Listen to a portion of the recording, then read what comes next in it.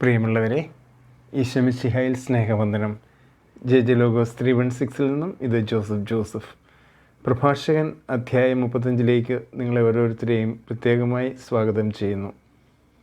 Episode 32 കടക്കുന്നതിന് മുമ്പ് ആയി ഒരല്പനേരം നമുക്ക് പ്രാർത്ഥനയിലായിരിക്കാം. കർത്താവായ ഈശോയെ, ലോഗോസ് ബൈബിൾ ക്വിസിനായി തയ്യാറെടുക്കുന്ന ഞങ്ങളുടെ പരിശ്രമങ്ങളെ ആശീർവദിക്കണമേ. പരിശുദ്ധാത്മാനെ അയച്ച് ഞങ്ങളുടെ ഹൃദയങ്ങളെ രൂപപ്പെടുത്തണമേ. അവയെ നൂറുമേനി ഫലം പ്രഭവിക്കുന്ന ഇടമാക്കണമേ. അങ്ങയുടെ സ്നേഹവും ജ്ഞാനവും കണ്ടെത്തുവാൻ ഞങ്ങളെ സഹായിക്കണമേ. അങ്ങ് ഞങ്ങളുടെ കൂടെ ഉണ്ടാവണമേ. ആമേൻ. പ്രഭാഷകൻ 35 ഒരു ആമുഖം. പ്രഭാഷകൻ 35 പ്രാർത്ഥന, വിനയം, വഴിപാടുകളോടും ത്യാഗങ്ങളോടുള്ള ശരിയായ മനോഭാവം എന്നിവയുമായി ബന്ധപ്പെട്ട വിഷയങ്ങളിൽ ശ്രദ്ധ കേന്ദ്രീകരിക്കുന്നു. ഈ അധ്യായത്തിൽ ദൈവം എളിമയുള്ളവരുടെ പ്രാർത്ഥന കേൾക്കുന്നുവെന്നും പക്ഷപാതം കാണിക്കുന്നില്ലെന്നും പ്രസ്താവിച്ചുകൊണ്ട് ആത്മാർത്ഥവും എളിമയുള്ളതുമായ പ്രാർത്ഥനയുടെ പ്രാധാന്യം ഗ്രന്ഥകർത്താവ് ഊന്നി പറയുന്നു. ദരിദ്രർക്ക് നൽകേണ്ടതിൻ്റെയും ആവശ്യമുള്ളവരെ പിന്തുണയ്ക്കുന്നതിൻ്റെയും പ്രാധാന്യം എടുത്തു കാട്ടുന്നു. അത്തരം പ്രവൃത്തികൾ ദൈവത്തിന് പ്രസാദകരമാണെന്ന് സമർത്ഥിക്കുന്നു. ആരാധനയിൽ ശുദ്ധമായ ഹൃദയത്തിൻ്റെ പ്രാധാന്യം ഊന്നി പറഞ്ഞുകൊണ്ട് ശരിയായ ഉദ്ദേശത്തോടെ വഴിപാടുകളും യാഗങ്ങളും അർപ്പിക്കുന്നതിനുള്ള മാർഗനിർദ്ദേശം നൽകുകയും ചെയ്യുന്നു. ചോദ്യോത്തരങ്ങളിലേക്ക് നമുക്ക് കിടക്കാം. ഒന്നാമത്തെ ചോദ്യം: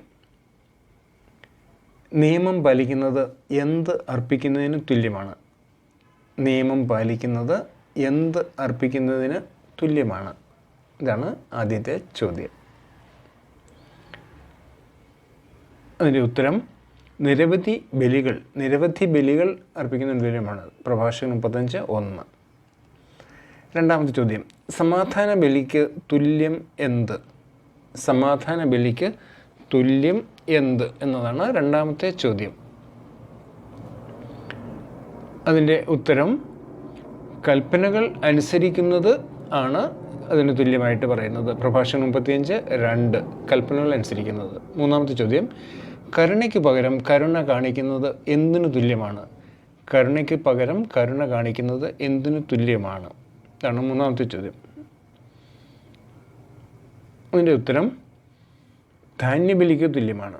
ധാന്യബലിക്ക്. പ്രഭാഷകൻ 35:3 പൂരിപ്പിക്കുക.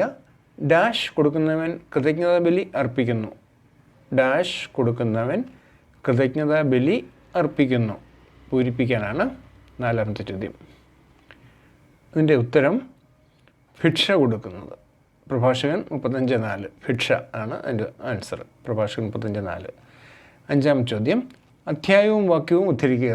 ദുഷ്ടതയിൽ നിന്ന് ഒഴിയുന്നത് കർത്താവിന് പ്രീതികരമാണ്. അനീതി വർജിക്കുക പാപപരിഹാര ബലിയാണ്.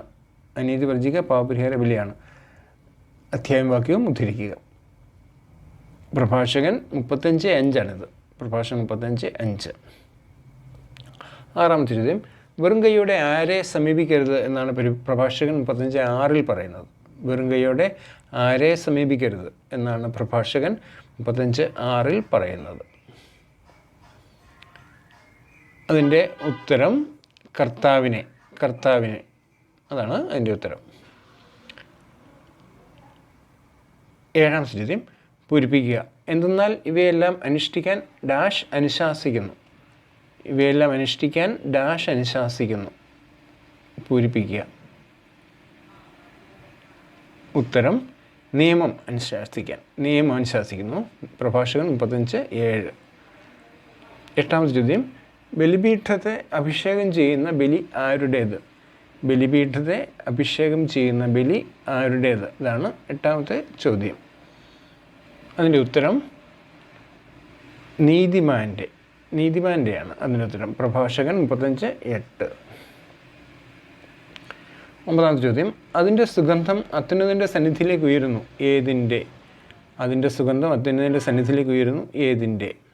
ഇതാണ് ഒമ്പതാമത്തെ ചോദ്യം. ഉത്തരം നീതിമാൻ്റെ ബലിയുടെ. പ്രഭാഷകൻ 35:8 നീതിമാൻ്റെ ബലിയുടെ. പത്താമത്തെ ചോദ്യം: ഏതാണ് വിസ്മരിക്കപ്പെടുകയില്ല എന്ന് പ്രഭാഷകൻ 35:9 പറയുന്നത്? ഏതാണ് വിസ്മരിക്കപ്പെടുകയില്ല എന്ന് പ്രഭാഷകൻ 35:9 പറയുന്നത്? അതിൻ്റെ ഉത്തരം നീതിമാൻ്റെ ബലി. 11-ാം ചോദ്യം, കർത്താവിനെ മഹത്വപ്പെടുത്തേണ്ടത് എങ്ങനെ? 11-ാമത്തെ ചോദ്യമാണിത്. അതിൻ്റെ ഉത്തരം കർത്താവിനെ മഹത്വപ്പെടുത്തേണ്ടത് മനം തുറന്നാണ്. പ്രഭാഷണം 35:10 പറയുന്നു, മനം തുറന്ന്. 12-ാമത്തെ ചോദ്യം, എന്ത് സമർപ്പിക്കുമ്പോൾ ലുബ്ധ് കാട്ടരുത് എന്നാണ് പ്രഭാഷകൻ 35:10 പറയുന്നത്? സമർപ്പിക്കുമ്പോൾ ലുബ്ധ് കാട്ടരുത് എന്നാണ് പ്രഭാഷണം 35:10 പറയുന്നത്. അതിൻ്റെ ഉത്തരം ആദ്യഫലം സമർപ്പിക്കുമ്പോൾ ലുബ്ധ് കാട്ടരുത്. 13-ാമത്തെ ചോദ്യം, പ്രഭാഷകൻ 35:12 ഉദ്ധരിക്കുക.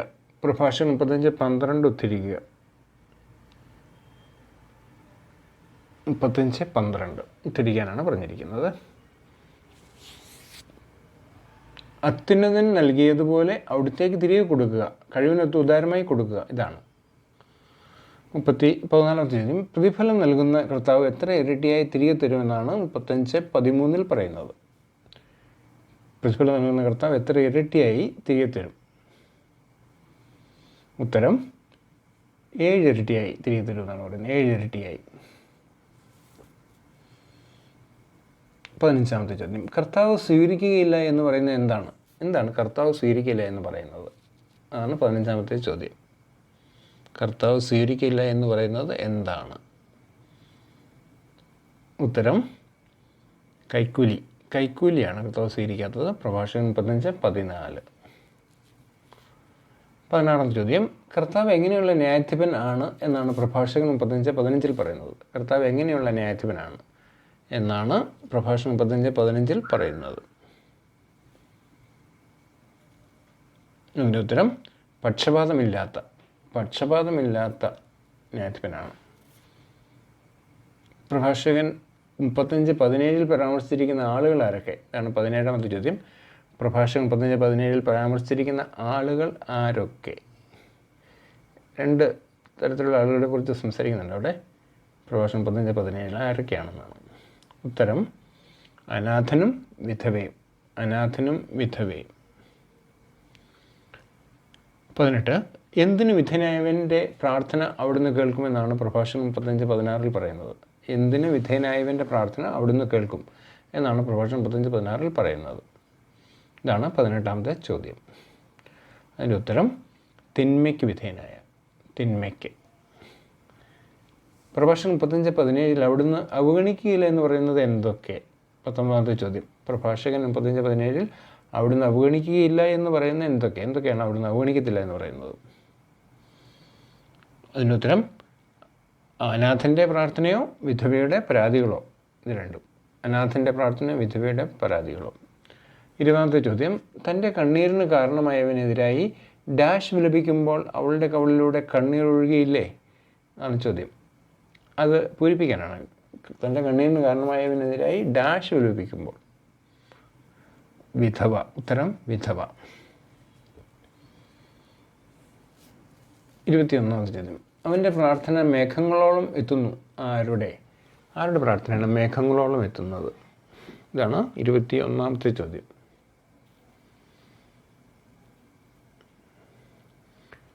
അതിൻ്റെ ഉത്തരം കർത്താവിന് പ്രീതികരമായി ശുശ്രൂഷ ചെയ്യുന്നവൻ്റെ. പ്രഭാഷണം 35:20 കർത്താവിന് പ്രീതികരമായി ശുശ്രൂഷ ചെയ്യുന്നവൻ്റെ.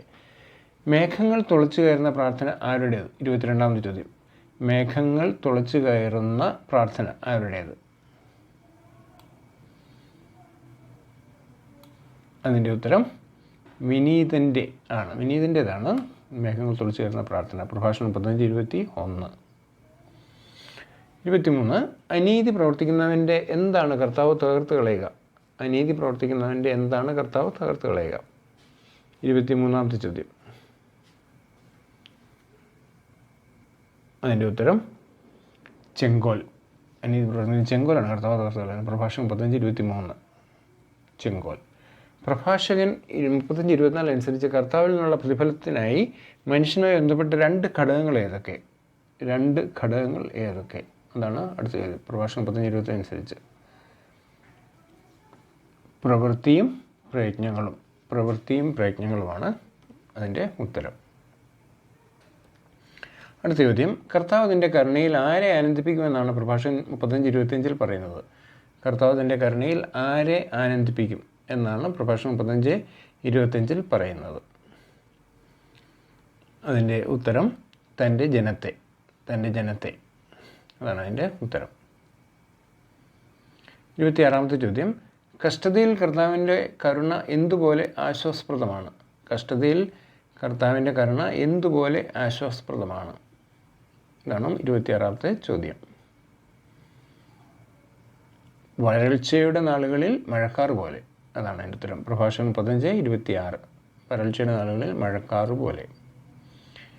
27-ാമത്തെ ചോദ്യം, ആര് വൈകുകയോ സ്വസ്ഥമായിരിക്കുകയോ ഇല്ല എന്നാണ് പ്രഭാഷകൻ 35:23 പറയുന്നത്. ആര് വൈകുകയോ സ്വസ്ഥമായിരിക്കുകയോ ഇല്ല എന്നാണ് പ്രഭാഷകൻ 35:23 പറയുന്നത്.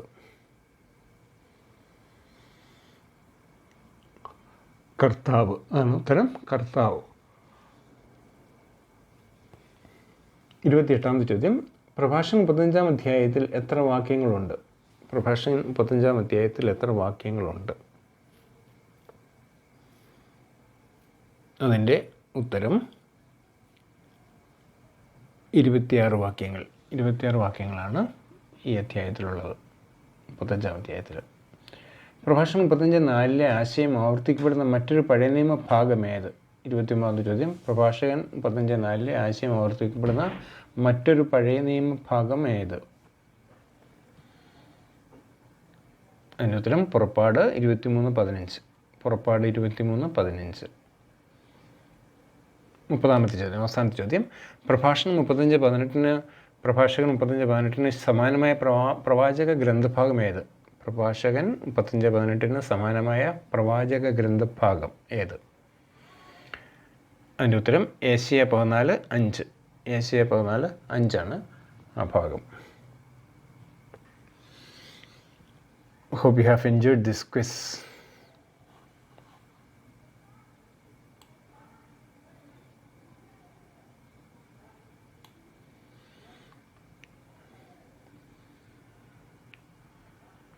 പ്രഭാഷകൻ 35 ഉൾക്കാഴ്ചകൾ.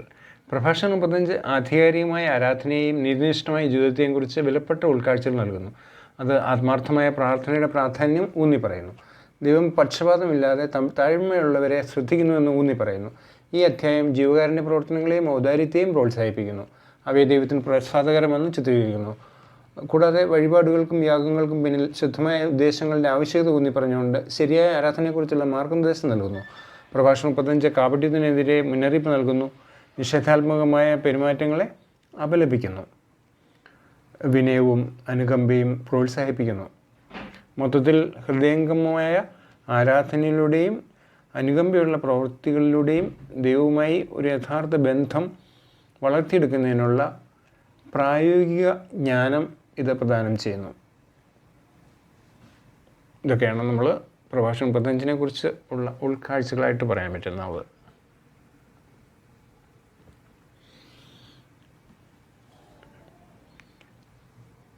ടിപ്സ്. ക്വിസിനായി നന്നായി തയ്യാറെടുത്തുകൊണ്ട് ആരംഭിക്കുക. വിശദാംശങ്ങളിൽ ശ്രദ്ധ ചെലുത്തിക്കൊണ്ട് ചോദ്യങ്ങൾ ശ്രദ്ധാപൂർവ്വം വായിക്കുക. വ്യക്തമായും തെറ്റായ ഓപ്ഷനുകൾ ഒഴിവാക്കാനും സാധ്യതകൾ ചുരുക്കാനും ഒഴിവാക്കൽ സാങ്കേതികത അല്ലെങ്കിൽ എലിമിനേഷൻ ടെക്നിക്ക് ഉപയോഗിക്കുക. സ്ഥിരതയ്ക്കും കൃത്യതയ്ക്കും വേണ്ടി നിങ്ങളുടെ ഉത്തരങ്ങൾ 2 തവണ പരിശോധിക്കുക. വിപുലമായ തയ്യാറെടുപ്പുകൾ പലപ്പോഴും കൃത്യമായ അവബോധജന്യമായ പ്രതികരണങ്ങളിലേക്ക് നയിക്കുന്നതിനാൽ നിങ്ങളുടെ ഇനിഷ്യൽ ഇൻസ്റ്റിങ്സിൽ വിശ്വസിക്കുക. ക്വിസുകളിലൂടെയുള്ള പതിവ് പരിശീലനം തീരുമാനമെടുക്കാനുള്ള കഴിവ് വർദ്ധിപ്പിക്കുകയും ആത്മവിശ്വാസം വളർത്തുകയും ആശയക്കുഴപ്പം കുറയ്ക്കുകയും ചെയ്യുന്നു. ഇടയ്ക്കിടയ്ക്കുള്ള ചെറിയ ആശയക്കുഴപ്പം സ്വാഭാവികമാണെന്ന് ഓർക്കുക. അതിനാൽ സംയമനം പാലിക്കുക. നിങ്ങളുടെ തയ്യാറെടുപ്പിനെ വിശ്വസിക്കുക. Thanks for watching. Read chapter 36 for the next round. May God bless you all. Joseph from JJ Logos 316.